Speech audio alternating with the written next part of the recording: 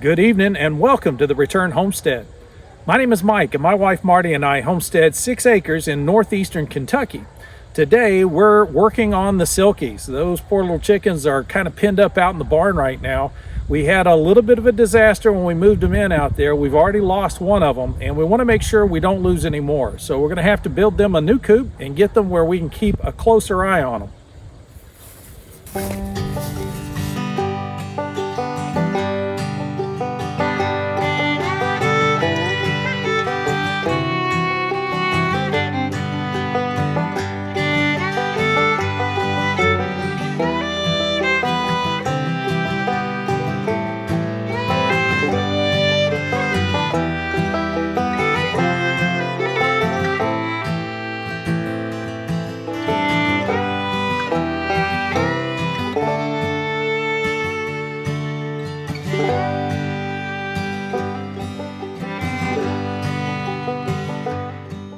And just like before when we were at the other property, we're not looking to do anything super complicated here. This is a box to hold chickens. And then there's another box of fencing or netting that goes around that box that gives them some open air to run around in. Maybe provides a little bit of green grass area that they can be safe on but be protected behind fencing. So that's what we're going to put in right here behind the house. We'll keep it close enough to the house that it's easy to access. We can also keep a close eye on the Silkies from here. So we'll put the coop right here and we'll extend the run out in this direction. Probably go out about 20 feet. And that should give them ample room to run around, get plenty of fresh air, and lots of this amazing sunshine.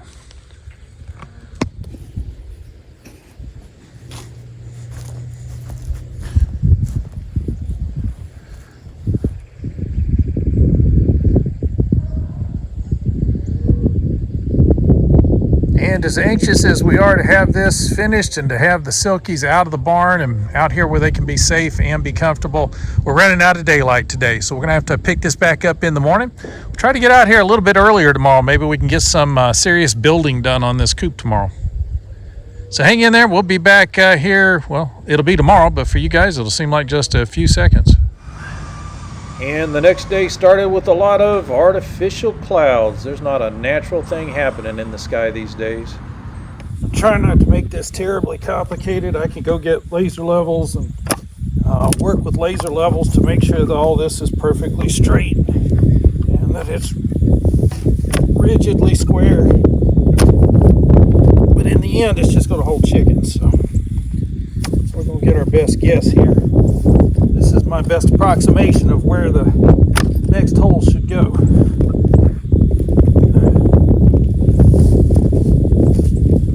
For those of you who are wondering what plans I'm following, I don't have any plans, just built. Taking the materials that I have, the area that I need to work in, trying to build with what I've got, resources that I need to take care of the animals.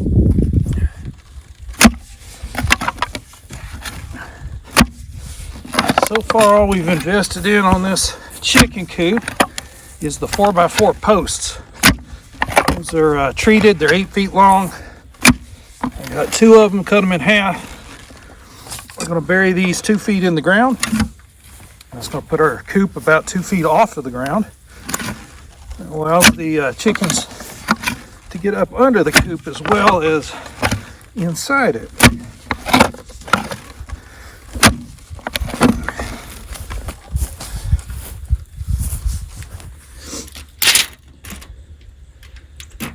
I'm just trying to get these down about 2 feet, about 16 inches. So another 8 to 10 inches to go here.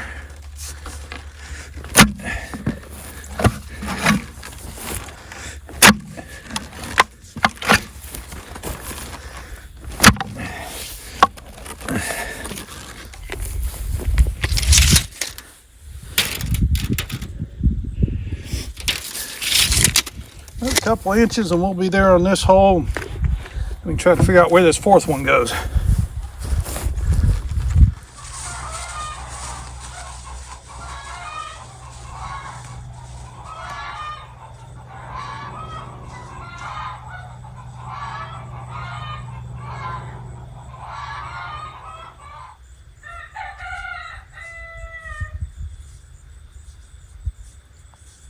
wrong with them?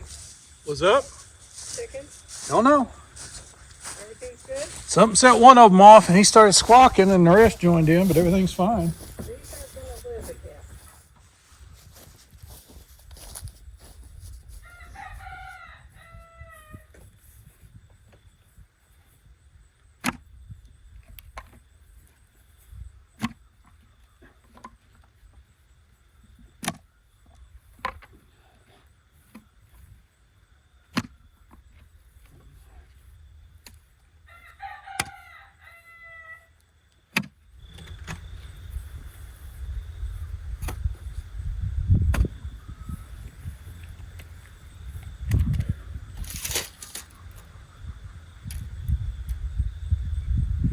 Another couple of inches. Yeah, this is probably the hardest way to do this. Actually, I guess using a shovel would be the hardest thing to do. Post hole digger is a very reliable tool though. It will always dig a hole as long as you got dirt to put it through. We've thought from time to time about getting an auger. Make putting these posts in the ground a whole lot easier, and we may as we get busy in the fencing. If we use a lot of wooden fence posts, I'll probably end up investing in an auger, but for right now, this is getting my holes dug. We're going down about 2 feet. That's getting the job done for building this chicken coop anyway. So don't let the lack of a tractor with a 4-foot auger on it, don't let that be the reason you don't get busy digging a hole, because you can put a post in the ground with a post hole digger.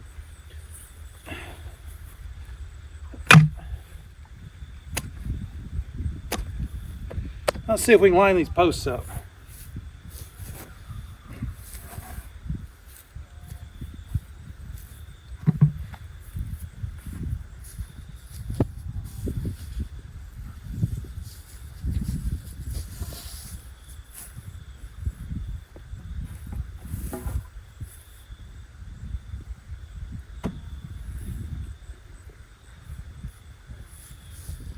So we got 4 holes dug, 4 posts in the ground.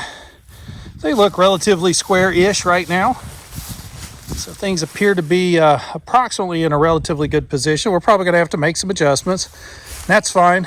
We're just going to tweak this until we can measure from one post, cross corner to this post, and then from this post to this post. And when those measurements match, then we know we've got a square structure and we can go ahead and build the platform.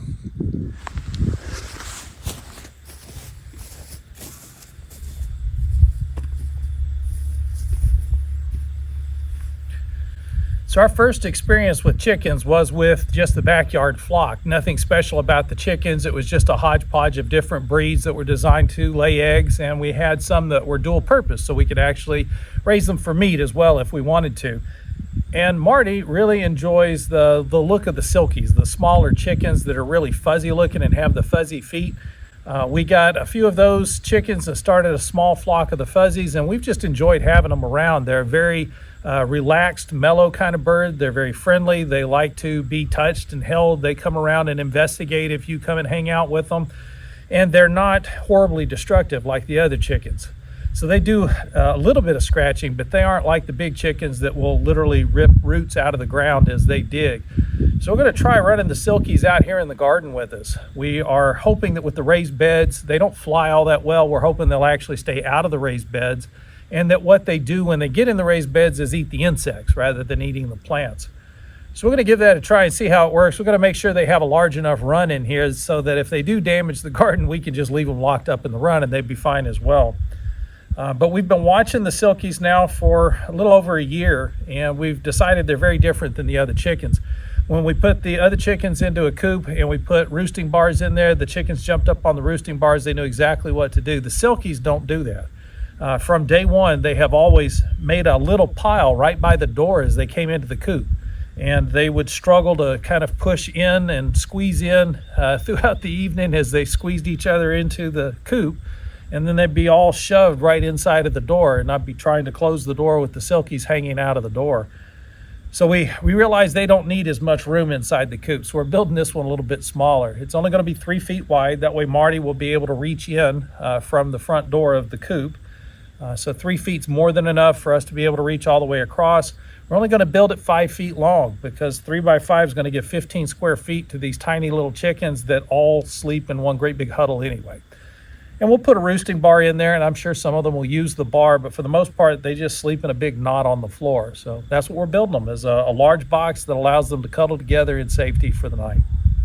See if we can get this thing squared up. We're going to need 2 rails 5 feet long, and then 2 side rails that are 3 feet long. We're going to mount those to the outside of these posts, and that's going to help to start squaring this up, and then we'll start tamping down these posts and getting them locked into the ground and getting the posts level. So we just have the one cut to make on each board.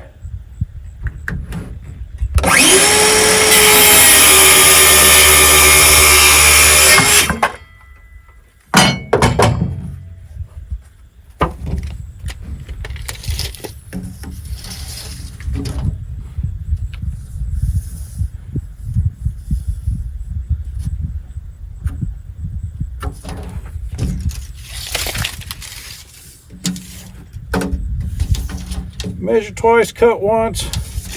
I always like to double check my measurement, especially if I'm only making one cut. Double check it from the other direction, make sure that I got it right.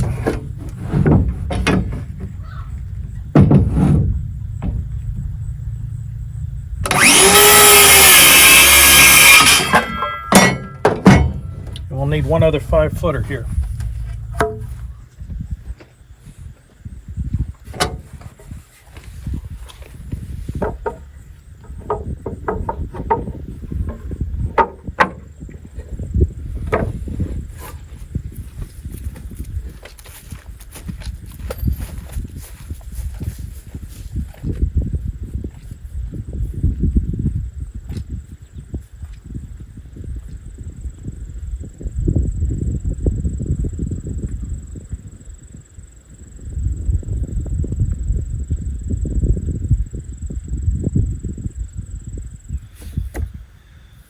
So we'll get 1 screw on each post and rail just to hold everything in place. That way it'll still be flexible. I won't make it really tight. And then we can tweak everything so that it stays square and that we get the posts in the ground perpendicular to the ground. And then we get everything leveled up. We may even have to crop off some of the top of the post as we get the rails leveled up. But we're going to go ahead and screw these things on here and see where we're at. So if you're crazy enough to build like I do, which is just start building things and not have any specific plan in mind, you're going to run into complications along the way. So we've gotten the first set of posts in the ground and we've got the first rail up. This is all relatively square and plumb, so it's all pretty well set, ready to go. All right, so we got our first posts and rail in the ground, and already, because we're not working from any specific plans, we run into some complications. So I decided a 3-foot by 5-foot box. I cut a 3-foot side and a 5-foot side, but when you put a 3-foot and a 5-foot side together, you lose 1.5 inches in one direction and gain 1.5 inches in the other direction. So we're going to be 5 feet long, but we're going to be more than 3 feet wide. We're going to be 3 feet 3 inches wide, which is fine because I'm just sheeting the top of this with a piece of 3/4 inch plywood. So I can cut that to exactly the size that I need. And working just one corner at a time, one post at a time, adjusting the depth of the hole, adjusting the position of the hole, making sure that everything was level up top as we operated. So we'd work on this post, make sure this was level, make sure this was level. Our spacing is all equal. And we've gotten to the point where we're filling the holes up. So we just work a little at a time, making sure we stay plumb, square, and level all the way. And now it's just a matter of getting all this thick, heavy clay back down into these holes and then tamp them in. You never want to put posts in the ground without tamping in the material that you put back in the hole. That's going to solidify everything, make sure all these posts stay exactly where we put them. Then we'll be ready to build our chicken coop on top of the platform. And just like that, we've got a platform built for a chicken coop. It didn't take all that long, just a few resources that we needed and just a basic idea of what we're trying to build, which is just a platform, just 4 posts in the ground with some rails to hold them together. Not a complicated piece of equipment to build, but it is the underpinning, the beginnings for a chicken coop. And that's what allows us to become self-sufficient on a homestead. we come up against a situation where there is some danger to our livestock or to us, and we take steps to correct that, to make sure that that danger is mitigated. In this case, we just need to protect the chickens better. The barn's not going to be sufficient for that task, especially with the neighbors' dogs running around loose. So we're going to make sure we do everything we can to protect them and keep them safe. The chicken coop is just a good first step towards making that happen. We do appreciate you joining us on the Return Homestead today. If you haven't subscribed to the channel yet, please take a moment to do that. While you've got the window open, hit that thumbs up icon. That's going to let the algorithm know you enjoyed the video, and they'll share it out with more people. We'll see you next time.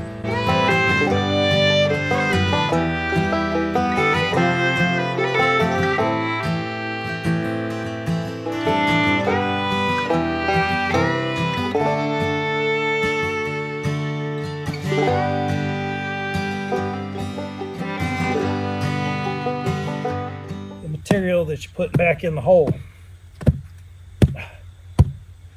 That's going to solidify everything, make sure all these posts stay exactly where we put them. Then we'll be ready to build our chicken coop on top of the platform.